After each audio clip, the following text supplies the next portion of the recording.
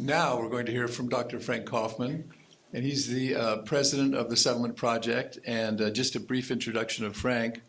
Frank has worked in international relations for over 40 years, including Gulf War negotiations, the conflicts in Israel, Palestine, the Israeli-Palestinian conflict, India, Kashmir, Eritrea, Ethiopia, the revolutionary centers of southern Philippines, Sri Lanka, and elsewhere. He's a recipient of numerous peace awards, including the Visionary of Peace Award in Ireland. Dr. Kaufmann is widely published and a known speaker on contemporary society and culture, and also editor-in-chief of the New World Encyclopedia. So let's give a warm welcome to Dr. Frank Kaufmann. So what is the Settlement Project? The Settlement Project was founded in response to several developments that took place after the 1990s following the fall of the Soviet Union. These are now in full blossom and currently place the United States and free democracies in real danger. These post-90s developments include the careful creation of a new collection of radical leftist philosophies. They no longer go by the name or reality of Marxism, and they need to be identified and countered properly. The second thing that happened after the fall of the Soviet Union is a shift in the main national enemy of the United States. The new post-Marxist philosophies now dominate colleges and education systems and churn out thousands of radical leftist ideologues who started out as just my loving daughter, by the way, ideologues who go on to infiltrate every corner of American society, media, judges, corporate boards, and more.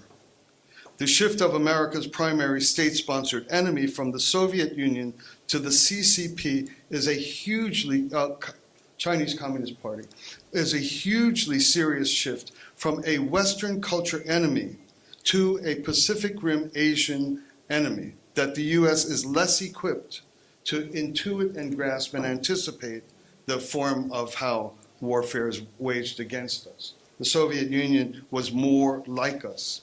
It was Western despite its locale. First, the philosophy. So I described two things: philosophical innovation and novelty that has to be identified accurately, and the shift to China. First, the philosophy. Following the fall of the Soviet Union in 89 and 90, European and American leftist thinkers transformed violence-based Marxism into a swarm of virulent anti-God, anti-normative philosophies. History always has this clash: pro-God, pro-human freedom systems, and anti-God, resentment-fueled philosophies. Each vied to control culture and human life. As life becomes more complex, so do these thought systems. The constructive side opts for humility before a greater power, Reverend John, and trust in nature, which provides us such things as the beauty of family. This humility allows the God-side cultures to grow and improve.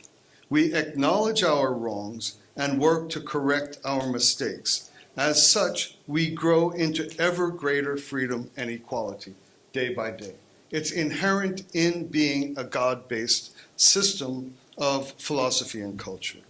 Our work is never finished. We never stop trying to be better. The humanist, materialist side, however, believes that humans, not God, can make things better. This side, then, instead of trying to improve, instead works to craft ever more devious ways to gain control over others. Very fancy language, very appealing language, very enchanting, very charming language. DEI, SEL, and on it goes. Humanist materialist systems seek absolute power to force compliance. This tends to be driven by blackmail, smear campaigns, and gaslighting through the exploitation of identity, such as race, gender, sexual orientation, and the like.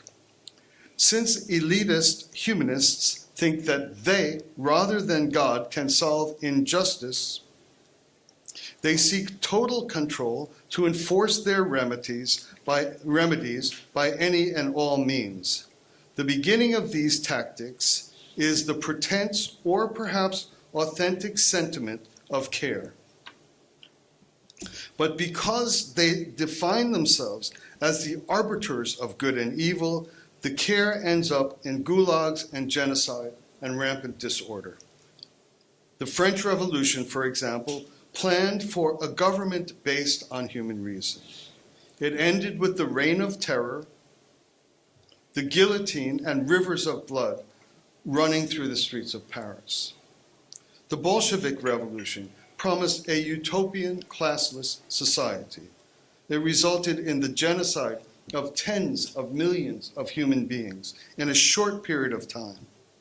It was America that blocked the ascent and total victory of international communism, pushed politically and militarily by the Soviet Union. Communist ideology and its spy system and its military competition could not overturn America's founding. We are free, we're equal. These come from God and come from no person. The Soviet Union could not defeat these four things. 1, America's relationship with God. 2, our prosperity from a free market economy, which put the lie to the communist economic theory. 3, our Christian-based ability to sacrifice when necessary. And 4, the creative ingenuity that arises when people are free. It made us indomitable, militarily run.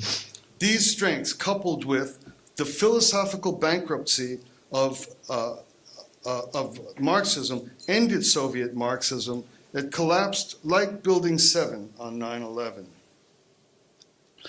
What happened after that is why the settlement project exists. 4 things. Radical leftists built new, more complex division and violence-based philosophies.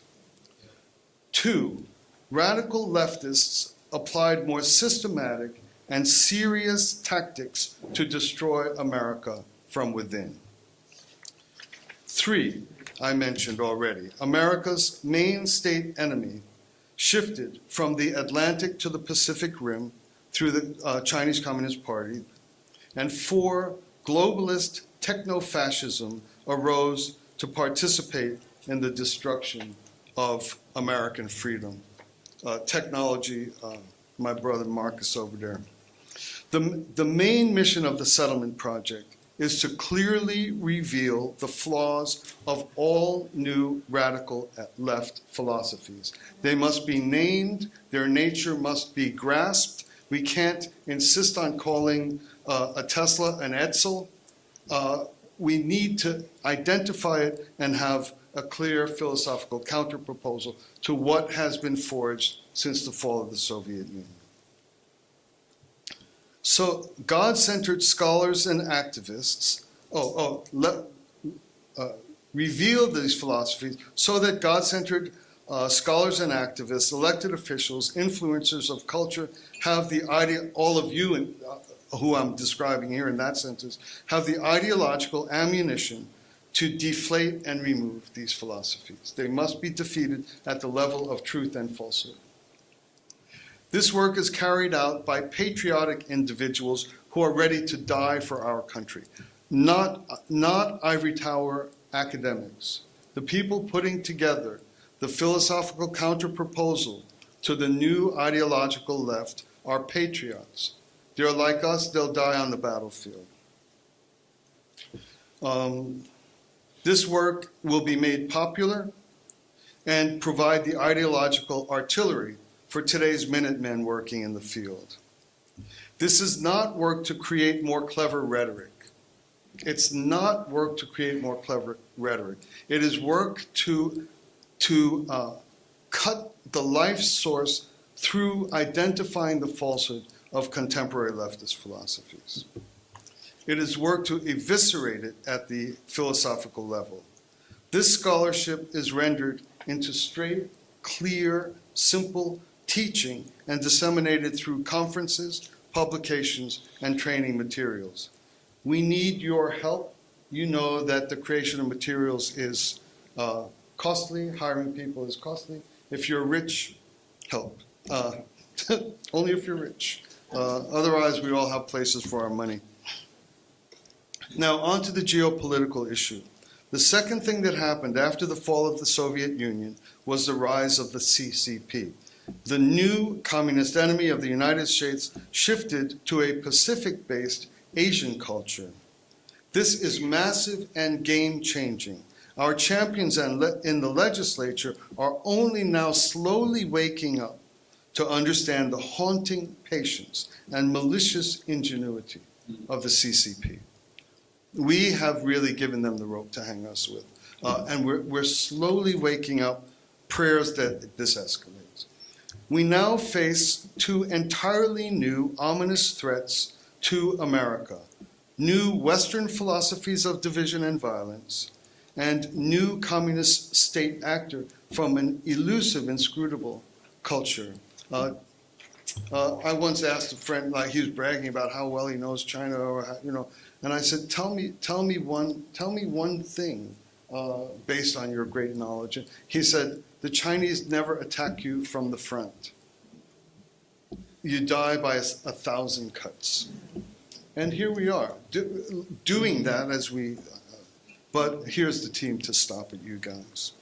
A third unprecedented materialism that seeks to crush America. Oh, wait, did I? Yes, a new elusive culture.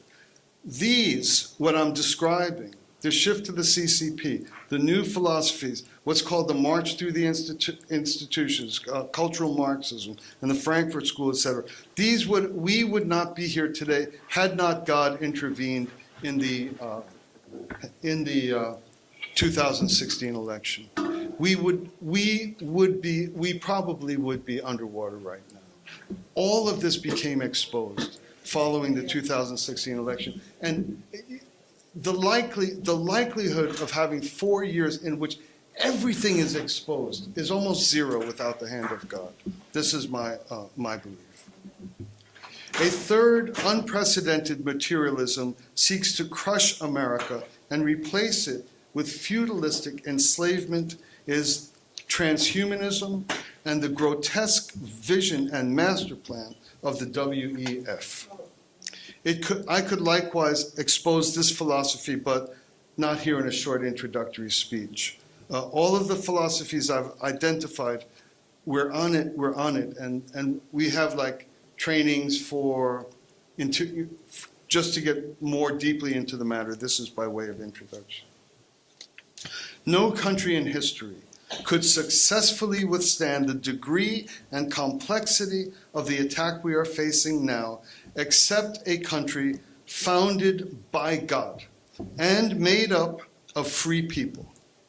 Americans belong to God, and we live free or die. This is only a country by this definition could withstand what I've just described. Faith is there, the will is there, the genius is there, but the 3-decade head start built by the post-Soviet ideologues and infiltrators has put us for the time being in what feels like a desperate disadvantage. There is much to report on how the settlement project works to serve the ultimate victory. We just had the mayor of Torrance welcome us. The mayor of Torrance, Chinese guy, refused to have Gay Pride Month. Yay. In LA, which just celebrated the Sisters of Perpetual Indulgence on, and this guy said, we will not isolate any of our people for special recognition, any.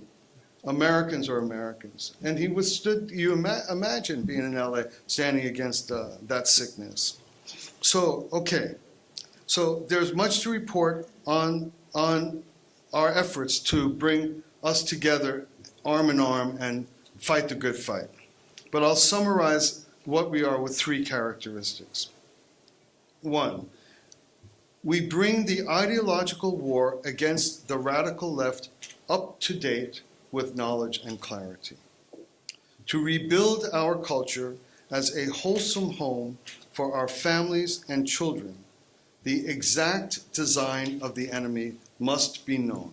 Sloppy defenses will be defeated, unfortunately. 2, we are human, local, on the ground, true. There was a gentleman, he couldn't make it this time, but he was here with us last week, the man in the middle. No, there he is.